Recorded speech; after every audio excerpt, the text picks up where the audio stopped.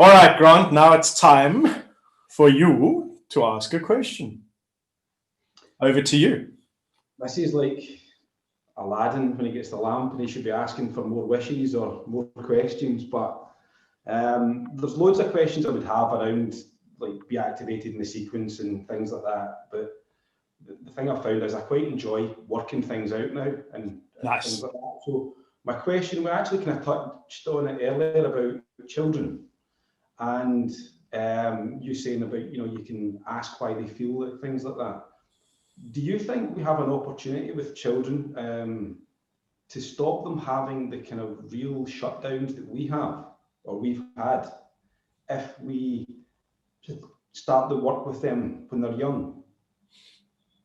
Well, yeah, I really think yes. I think that, as you build resilience, your problems just become bigger. So you go from your little pond and you go into the lake and then you go into the ocean. So we challenge ourselves more as we expand. So it doesn't mean we're ever going to take all the problems away. The problems just change and the challenges change. But to equip them with the tools and the knowledge of self, the answers you're looking for start here. Is an amazing place where more now than ever before, the belief is the answer is somewhere else. It's in a social media feed, it's in a TikTok dance, it's in a this or it's a that. But we don't want to say get rid of that stuff because it's still valuable.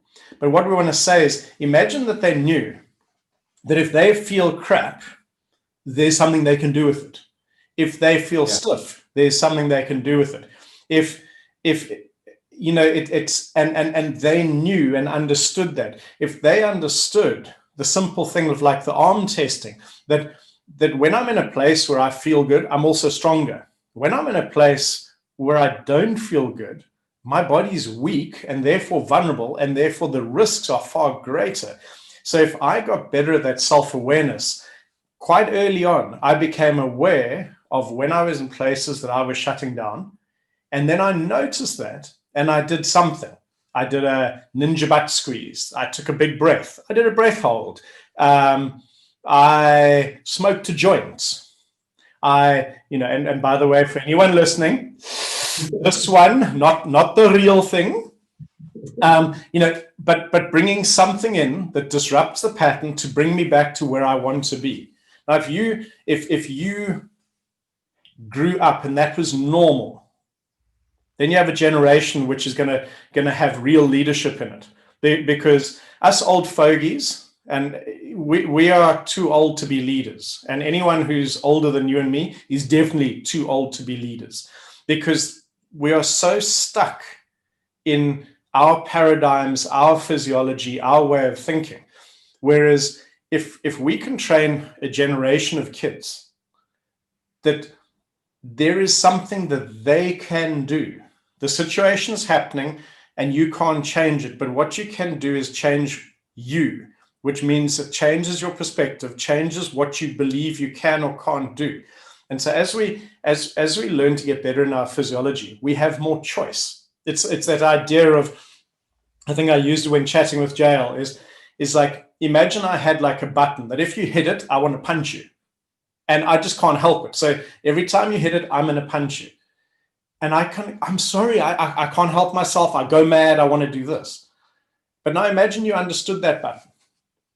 And the next time you come and you go, boop, and you hit that button, I punch you. And you go, oh, you did the same thing. I'd smile and say, no, I chose to hit you this time.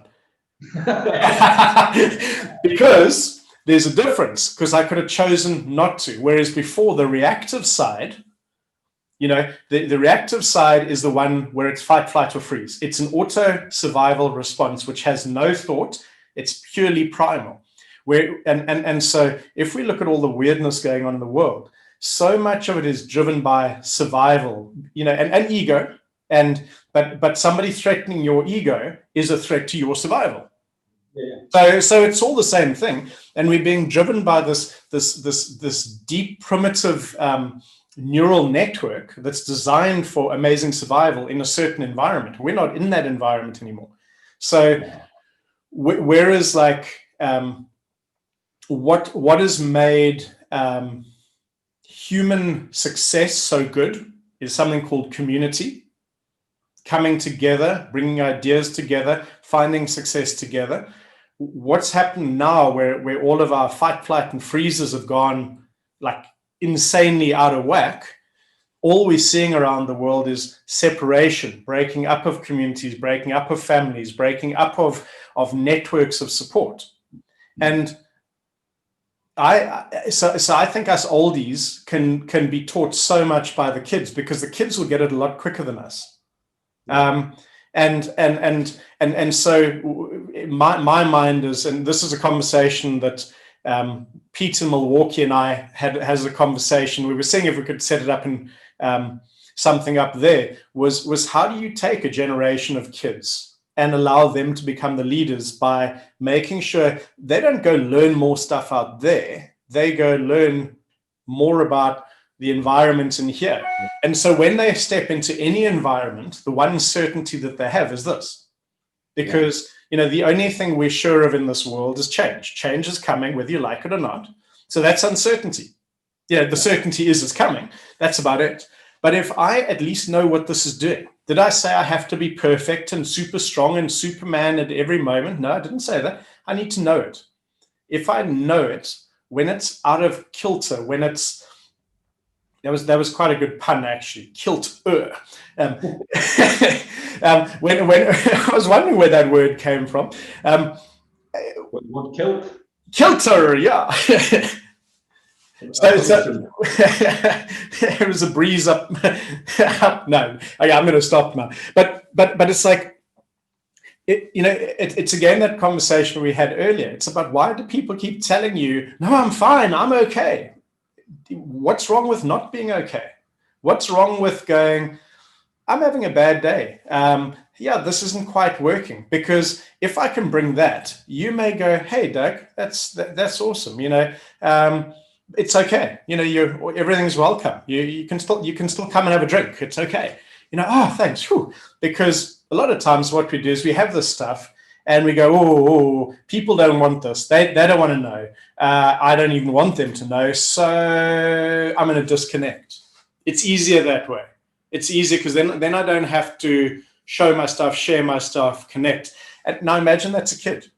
And that's a kid, and over and over and over, we see this when adults are doing their work and they start to track back. In fact, Carla's session the other day was quite magical, because when she was sitting, boom, there at the end, she suddenly went, crap, I remember where this began. I was 7 years old. I had my first panic attack.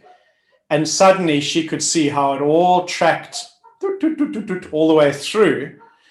So a pattern there becomes a pattern everywhere. And, you go, but what happens if you could teach that kid that, something bad happened, but you don't have to get stuck in it. Yeah. And yes, I have to tell you, I don't know how loudly they're coming through. Those are my dogs making a freaking racket outside. It's like, imagine that you knew, like you had a panic attack and then someone came along and said, you know what? There is a different way to do that. So panic attacks don't have to become your greatest fear that you take into your life. And your body's doing this because of that. And maybe we can interrupt it a bit. So the next time your panic attack wants to come, it's half of what it was before. So therefore you have less fear about it, less anxiety. And so it doesn't become a driving pattern for the rest of your life. Yeah. And that can be anything. That can be hell. I never learned to throw a ball overhand. Okay. So the first time I go to cricket trials, guess what we've got to do? We've got to throw a cricket ball overhand as far as we can. And like, I was a sporty kid, technically. Like I could do a whole lot of stuff. But up to that point, no one had taught me to throw overhand. Now, this is a sad story. I hope you're feeling my pain. The pain got far worse when the deputy headmaster, who lived across the road from me, Mr. Woodcock, was standing just off to my left. And I threw that ball with every single friggin' thing that I had. And I split him above his eye. Literally, it was like he'd been shot. Poof. And he was quite an old guy. And, what does that do in a system of the shame, the guilt, the uselessness, all of that? But if you ask me how good my throwing of a ball is right now, you should ask all those people who annoy me. Well, think about on workshops, the joke of when Doug threatens you that he's going to throw a marker at you, and I say I'm going to hit you between your eyes, I will. I'm saying it with certainty because I will. So again, I'm tracking stories, but it's like I had such a bad start. And I can sit and go, poor me and poor this, and wow, they didn't teach me and they're so bad. And I probably did that for a while. Yeah. But I can tell you what, I certainly generational wise, by the time Matt was 5 years old, he could throw and catch better than most of my athletes. It was crazy. We used to set up all these weird things, and he just had it. And maybe that was my overcompensation. But it's like, small things happen, but if you realize just a little bit, it's okay, and you realize how amazing the body is. And especially when you're working with kids, you can't be going, here's an answer for you.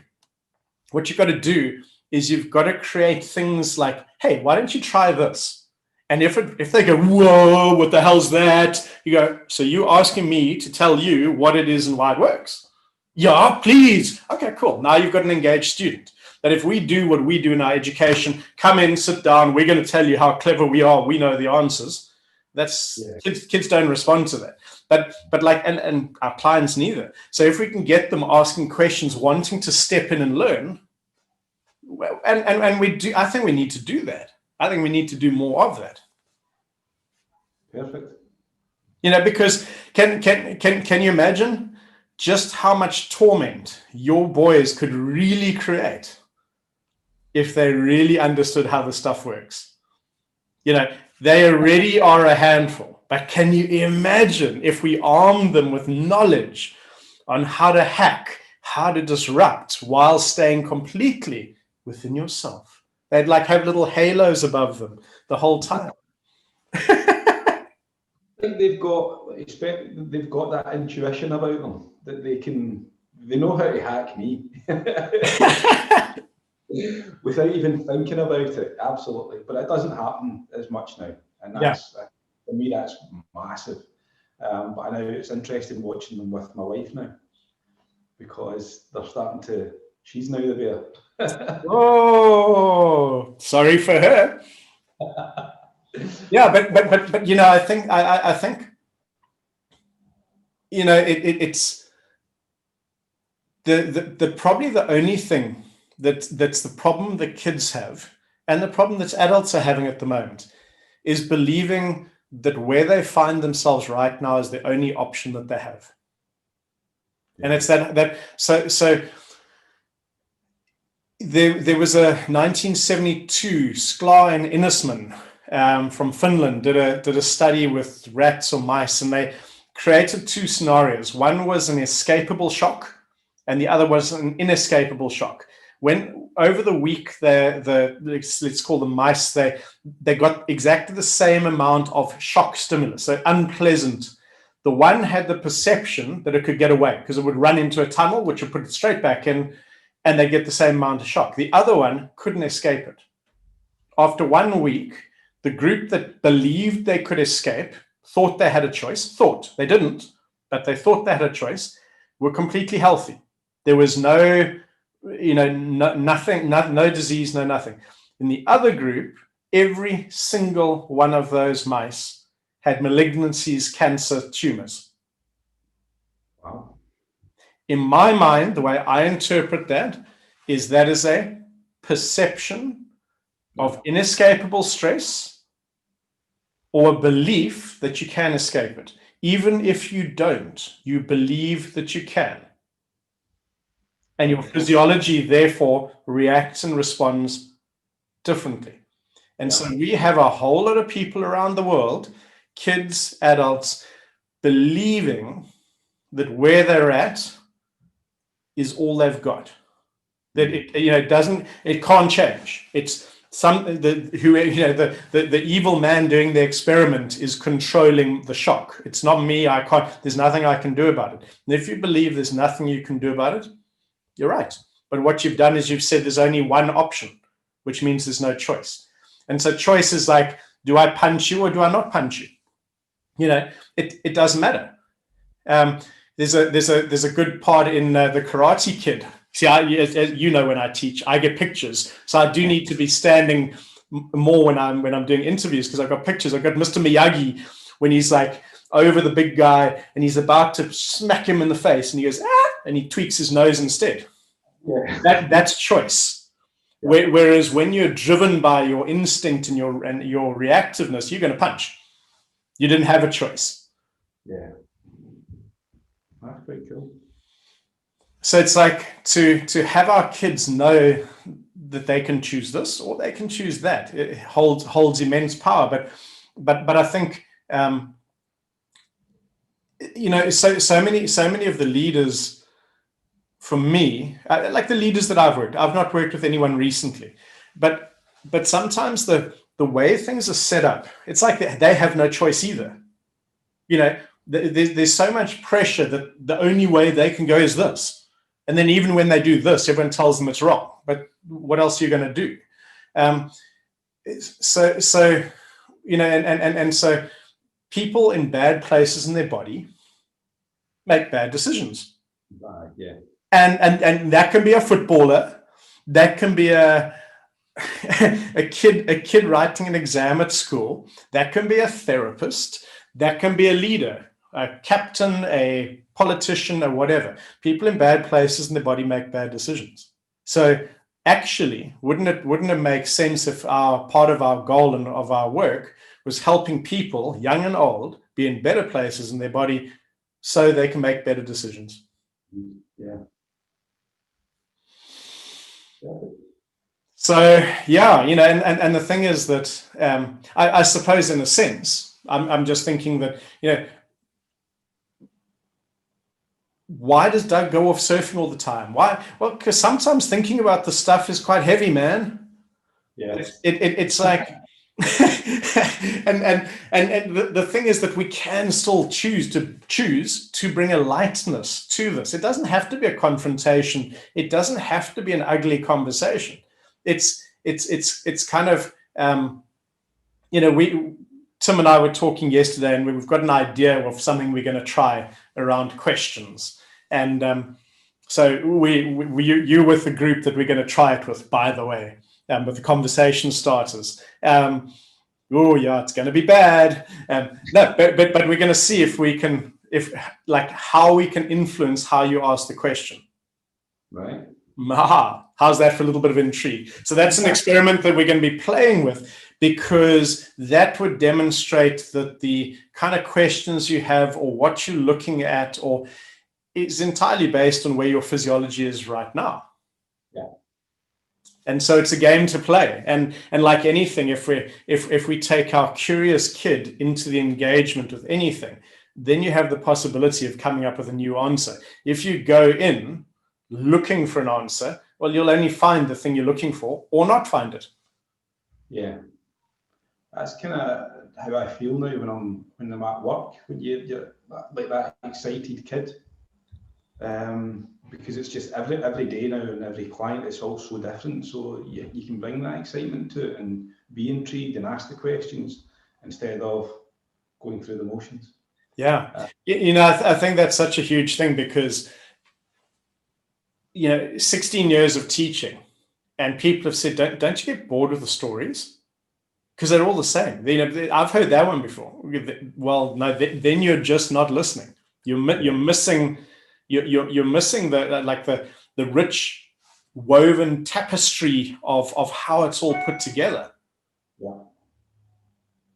I think if my kids could grow up with that and keep that inquisitiveness and fun, and not get bogged down in the seriousness that life seems to tell us that we need to have, I think that would be amazing.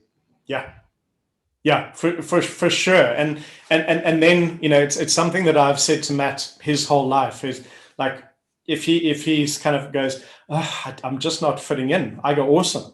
He goes, what do you mean awesome? I said, well, if you want to, do you want to impact the world? He says, yeah. Do you want to like help people? I do. Well, then you can't be like everybody else. Because if you want to be like everybody else, you've got to go where they're going. And you're saying it doesn't feel right. It doesn't suit you. And so, you know, one of the things to actually let kids know, it's okay to be different. It's okay to be you, because, you know, it's, because I think that's the thing with all this digital stuff, you're almost getting models of, hey, you're this version or that. Which one are you? Well, actually, I'm none of those. No, that wasn't the question. Which one are you? You know, which box are you going to go into? And as long as you're in that box, we know who you are, what you are, and how we are going to influence and control you. But don't tell us that we don't have a category for you, because you're scary then. You know, I'd like the world in 10 years' time to be as scared of your boys as you've been. You know, you must make them watch this. Boys, I want you to be as scary to the world because of the curiosity, the ideas, and the innovation you brought to our world as you've made your mom and dad. That's a scary thought. It is, but because, you know, but the thing is that, as I say, the answers that we're looking for in this world, I don't believe I've got them. I don't believe that I've got ideas of what we could do differently, but the like total direction change, I reckon it's coming from the kids. I reckon that we need to cultivate a place where they know it's okay to think completely differently, and also feel strong enough in themselves to share those ideas without us, these big silly adults, saying they are wrong. And because if we are so right, how did we get into such a crazy place? Yeah, absolutely. But I think you can kind of see that the youth is starting to change and starting to turn around and say, no, you have got it wrong. I think you start to see signs of that now. But yeah, you're right. But you see, their voice will only be strong when they do it from a place of integrity inside themselves. If they do it because the group that they're following on Instagram is saying that, and they are just repeating what they've heard, it's not real power. It's just another mouthpiece. It's like, you know, I want to know what they think. I want to know what they feel. And it doesn't matter what the answer is, but if you don't know what you think and feel, like, and this is generally for me in my life, it's like, I really don't care what somebody else thinks about something. Don't tell me about what somebody, well, the person I'm watching says this and this. That's nice. What do you think? No. What do you think? If you can't tell me what you think and what you feel, I'm going to struggle to have a proper conversation with you. And because I am just who I am, I will then choose not to have the conversation with you. I believe in being respectful but being polite to stay in conversation that has no meaning. Is a real disservice to me, but it's also a disservice to like me teaching my son what's of importance. Yeah. Which is like, if we track back to what you'd said about, you know, and some clients don't get it. So you don't try and like keep selling them on, no, you got to get it. You go, hey, you know, this is probably just not for you. And that's perfect. And it's like, hey, you know, you and I, we don't really need to have this conversation, you know, and we can be polite about it. Not saying, hey, dude, you're such an idiot. You're so close-minded. No. It's just, you know, it's one's got to be very careful these days on standing guard, being the bouncer at the door of what you let in. There's so much information getting bombarded at us all the time. And if we let all of it in, all of that's like the stuff, the zone 3 driving in, that's controlling us. Our kids are no different, you know. So it's like that place of tapping into what we think and feel first. Sure. Well, Grant, thank you very much. What a great Friday morning conversation. I've really appreciated it. Enjoyed it. Thank you. You see, you can do this tech. Oh, it's still. It's actually been easier than I thought, but I just, yeah. It's because you've got such a great host. That's it. Yeah. No, that's brilliant, and like I really appreciate the energy that you're bringing into the community and supporting of people. But this is part of when I get a little lost in how much there is to do. It's conversations like these that bring me back to the very simple part of actually, how do you get from here to there? Well, one foot in front of the other, one step at a time. And yeah, I think it's great. I'm obviously really enjoying the interviews and the conversations, but they're also important for me because they're also reminding me and re-inspiring me and allowing me to tap into the why we do this in the first place. So yeah, a huge appreciation. Thank you. Have a most wonderful day. And yeah, good man. Thank you. Thanks a lot.